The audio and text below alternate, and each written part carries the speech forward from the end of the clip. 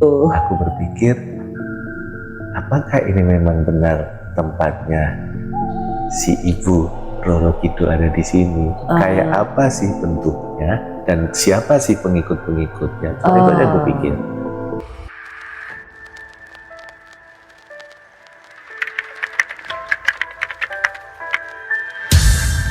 Jadi di episode yang baru ini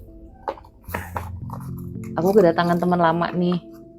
Pas lagi ngobrol-ngobrol kok kayaknya oke juga nih ya obrolannya ya tadi ya. Sekilas-kilas tadi tuh kayaknya oke ya, sepotong-sepotong ya. Dan seru juga nih kayaknya kalau kita berbagi sama bestinya tiba-tiba. Apa-apa? Pengalaman apa nih? Enggak sih, tadi waktu bukan tadi sih, beberapa hari yang lalu. Jadi ceritanya gini, aku yang seumur hidup sampai usia lebih 40 tahun belum pernah merasakan hal-hal yang sifatnya di luar nalar. Cuman kapan hari, aku lupa harinya, ada suatu cerita, langsung cerita aja ya. Kejadiannya, jadi itu waktu maghrib, anakku yang nomor 3 masih tidur, tiba-tiba kebangun ceritanya. Kebangun, dia tiba-tiba naik lantai atas lantai 2 di rumahku. Tiba-tiba dia diam, padahal di lantai atas itu kondisi lampu gelap, senja sudah lewat, sudah gelap. Dia hanya bengong aja, lihat ngadep ke tembok. Langsung gue ambil kan, gue gendong, gue bawa turun. Di situ otakku langsung mikir, ini pasti ada yang ganggu. Pikiran gue cuma itu. Dan karena itu, posisi juga maghrib ya, pergantian waktu lah ya. Ya. Terus aku naik, aku langsung tersulut emosi ceritanya. Dan yang aku sebenarnya menghindari hal-hal yang aku nggak pernah tahu, akhirnya aku malah jadi tahu hal-hal yang aku nggak pengen tahu. Jadi aku naik ke atas dengan bahasa kasar, bahasa Jawa, ada itulah, menantang yang ada di situ. Entah itu manusia yang ganggu anakku ataupun apapun, entah binatang apa yang ganggu anakku, yang ngajak ke situ siapa. Tiba-tiba ada yang langsung kayak mukul pipiku. Berasa itu? Berasa banget. Pak gitu. Berasa banget. Itu anak posisi udah turun. Udah Aku turun. Aku naik sendirian. Ada yang mukul pap, karena orang emosi, karena dulu zaman mudanya seneng berantem. Tiba-tiba di situ yang memang sudah gelap tambah gelap lagi. Aku cuma lihat satu titik putih yang begitu, kalau kepalaku gereng mana, ya itu titik putih ada di sana. Tapi aku merasakan sesuatu ada hampir sebesar badan kita, tapi bentuknya kayak lonjong. Bukan. Seperti lontong, tapi besar. Begitu dia nabrak aku mundur ke tembok kenceng banget, karena aku refleks seneng berantem, aku pukul dan kena. Aku merasa kena, tapi aku sama sekali nggak ngelihat apapun. Cuman aku bisa merasakan bahwa itu bentuknya kenyal, benda hidup. Aku nggak bisa lihat, aku hajar, saling menghajar. Aku kepepet ke tembok, kebanting ke lantai. Di lantai atas ya, kapan-kapan nanti aku ajak ke rumah, aku lihatkan lokasinya ya. Aku kebanting, kedorong. Nah, karena aku kebetulan muslim, apa yang bisa aku sampaikan dengan cara muslim, doa. Udah, misalkan Allahu Akbar, aku tinju takbir, la ilaha illallah, aku tinju lagi dan aku kejenggang lagi, kepala terhantuk ke tembok kenceng juga. Tapi jadi berasa artis. Tapi aku nggak kerasa, maksudnya saat itu nggak ngerasa sakit, belum ngerasa sakit Bu. Cuman aku harus bisa ngalahin. Kalau nggak aku yang mati. Seperti orang berantem kan. Ya, mungkin sekitar ngos-ngosan itu kalau aku lihat di jam itu sebenarnya cuma 10 menit. Nggak sampai 10 menit lah. Cuman yang aku rasain saat berantem itu mungkin ada 1 jam 2 jam. Tonjok-tonjokan, akhirnya dengan ucapan la ilaha illallah sama Allahu Akbar, aku kumpulkan semua tenaga di sebelah kanan, aku pukul, tiba-tiba terang, dan yang aku udah nggak merasakan bahwa ada musuhku ada di situ lagi. Dia pergi. Feeling kayaknya udah pergi nih, gitu ya? Si sosok itu. Iya, sudah aku cari nggak ada. Dan tempat itu kembali seperti kamar yang berantakan. Oh. Itu kan aku dalam kamar. Oh, itu di dalam kamar. Pada saat kejadian si sosok itu ada di situ, kamar dalam keadaan gelap. Atau ada, emang nggak berasa, nggak sadar ada di situ. Jadi gini, mungkin ada cahaya-cahaya dari luar, lampu dari luar, tapi kamar itu memang gelap. Tapi saat aku tiba-tiba bisa, nggak tahu juga, tiba-tiba gelap gulita, cuma ada 1 titik cahaya. Di saat itu aku disentuh sama aku yang nggak ngerti bentuknya, tapi aku tahu ukurannya. Dia bentuknya ya kalau andaikan belut raksasa lah mungkin, karena licin. Cuman dia bisanya ya belut sih, cumanya bisa gerak-gerak gini aja ya. Ya itu yang nampak, mungkin nampar mukaku dari ekornya yang mungkin, tapi itu karena bentuknya besar, tapi aku nggak lihat. Wah, ini kalau ada Bang If nih seru nih. Ada Bi juga seru nih, bisa digambar sosoknya. Tapi setelah itu anak nggak apa-apa kan? Nggak ada efek apa dari situ? Nggak ya? Nggak ada. Wah, keren juga ya pengalaman berantem sama sosok yang nggak kelihatan, tapi itu berasa nyata, emang berantem dan kena sasaran. Ya, setelah selang beberapa menit, badanku sakit semua, seperti orang lagi habis olahraga, keringet di mana-mana sampai bajuku basah semua. Setelah itu kepikiran nggak sih pengen cari tahu ini sosok apa sih sebetulnya gitu loh? Sempet cari tanya-tanya atau ketemu siapa atau gimana gitu, sempet nggak? Sempat tanya-tanya, ada ya seseorang, dia bilang, karena aku kebetulan pekerjaanku di bidang pariwisata, aku habis dari Pantai Selatan. Merinding aku.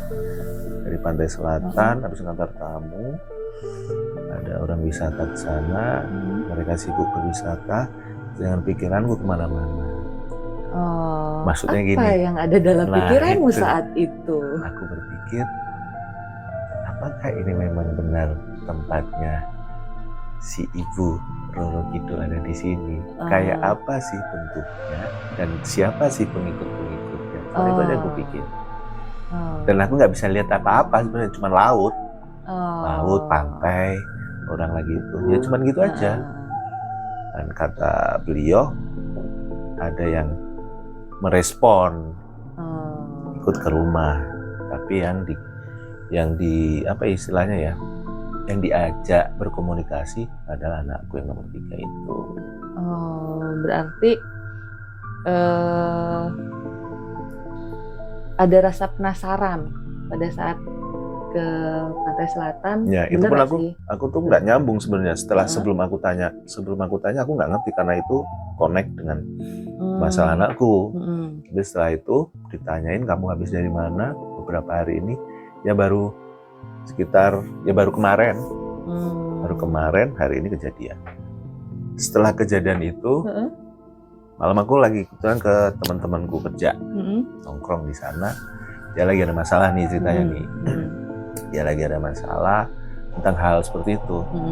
Nah, aku kan habis jotosin kan, habis berantem kan, penasaran pengen nyoba berantem lagi gitu. Jiwa superhero-nya keluar lagi. Jiwa sombongnya pada saat itu. Gue agak sopan loh, superhero loh.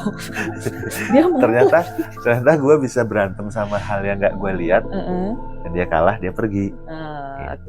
Nah, gue nyari yang lebih berat lagi. Maksudnya waktu itu seperti itu. Kalau kata orang Jawa kewanen ya. Tuh. Terus kejadian, ada lagi, berantem lagi.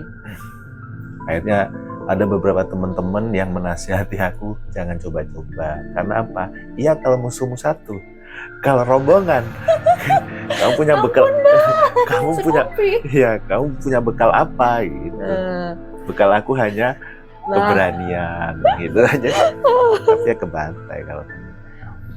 Tapi kalau aku membayangkan, karena aku membayangkan di dunia nyata ya. Ibaratnya aku kemarin berantem dengan yang fisiknya sama-sama aku bisa menang. Kalau dia sudah berdua, bertiga, tangan kosong misalkan, ya udah aku yang selesai. Stamina aku nggak kuat Bu, satu, itu pasti aku yang kalah. Jadi aku mikir di situ, ternyata nggak benar kayak gitu. Jadi efek kemudian, misalkan itu pun bisa, tapi efeknya nggak akan baik. Tapi nggak ngomong, maksudnya temanmu yang kamu ajak ngobrol untuk cari tahu itu sosoknya seperti apa, nggak ngomong itu sosoknya apa gitu, nggak sempat ngomong, cuman ngomong itu dari selatan gitu. Ya dari selatan aja, belum sampai ke situ. Setelah dia itu nggak jadi bertarung nggak ya? Nggak, cuman aku sempet belajar. Ada pelajaran karena akhirnya temanku yang tahu hal-hal masalah seperti itu. Awal sih aku bukan menantang apa ya, ya memang niat dalam hatiku cari musuh lagi. Cuman karena akhirnya itu pikiran itu di belakangnya, tapi di tengah-tengah sini nih aku diajarin sama temanku itu untuk menuju ke rumah temanku yang bermasalah. Aku coba ke sana, tapi jalur apa namanya Bu ya? Karena aku memang nggak ngerti. Jalur apa itu namanya? Jalur bukan jalur darat, tapi jalur. Secara goib, datangin TKP secara goib. Ya. Oke. Aku belum bisa, karena aku masih belok-belok. Sampai ke sana, yang seharusnya mungkin dalam 1 menit sudah bisa sampai di tempat melihat, aku belum mampu. Lu pakai jalur Google Map? Gitu. Ya, aku pakai Google Map yang bisa melihat di sini ada Hotel Ambarukmo, ada Transmart yang menuju ke daerah-daerah tempat temanku. Jadi belum canggih ya Pak? Belum canggih, memang nggak ngerti. Cuman yang canggih karena bisa pukul-pukulan itu aja yang menurutku canggih. Cuman emang badanku babak belur. Biru-biru. Oh iya? Ada biru-birunya, kepala di sini benjol. Oh, berarti emang nyata ya? Maksudnya memang bener kayak adu fisik? Iya bener, adu fisik. Ya? Gak mungkin kalau aku tonjok-tonjokkan terus mukul angin kan ya nggak mungkin Bu. Lah iya sih. Keren juga ya. Jadi itu mau aku cari tahu sebenarnya sosok apa. Nanti ya siapapun yang bisa bantu lah. Kapan-kapan aku mau. Oke. Minta info. Bang If, kalau kamu nonton, dia minta tolong sosoknya itu apa? Digambar biar aku dapat kepastian. Yang pasti pesannya mungkin gini, di setiap tempat manapun ya kita kan hidup berdampingan, ada sosok yang terlihat dan yang tidak terlihat ya. Jadi ke tempat manapun, mau itu yang disakralkan ataupun ya tempat yang biasa-biasa aja, juga kita tetap harus menjaga adab. Jadi jangan sampai agak-agak sombong lah ya gitu kan, mau nantang-nantangin dan segala macem. Ya tetap jaga adab, jaga perilaku. Jangan sampai kita sebagai manusia itu merasa sombong, karena ya ngapain juga sombong gitu loh. Di atas langit masih ada langit kan gitu ya Bang. Betul. Tuh. Sebenarnya bukan sombong, karena keisenganku juga kan, memang iseng aja sebenarnya kepikiran ya, karena di pantai indah siang sore dan memang masih tidak ada hal-hal yang menakutkan atau apa, dan memang tidak pantai ada selatan ya, identik dengan seperti itu ya. Betul. Gitu kan ya, iseng aja pengen tahu gitu kan. Tapi keisenganmu bikin babak belur. Don't try it. Itu aja mau diceritain? Ya mungkin itu aja dulu. Nanti kalau ada kejadian lagi ya, kalau berantem lagi ya, lu WA gue ya. Oke. Jadi itu Besti, untuk episode kali ini cerita yang dibagi sama Bang Eka, bagaimana seorang petarung makhluk goib yang tetap ujung-ujungnya babak belur juga. Jangan ditiru. Oke, terima kasih udah nonton channelnya Tiba-Tiba Penelusuran. Jangan lupa like, comment, subscribe. Apapun itu, kebenaran dan kepastian hanya milik Tuhan Yang Maha Kuasa. Tapi kesalahan dan kekeliruan itu datangnya dari manusia yang tidak luput atas salah dan dosa. Thank you for watching. Sampai ketemu di episode berikutnya. Bang Eka, thank you. Oke, Jangan sama-sama. bosan berbagi cerita selanjutnya tiba-tiba. Oh, ya. Sampai ketemu lagi. Bye-bye. Bye-bye. Bye-bye. Thank you semuanya.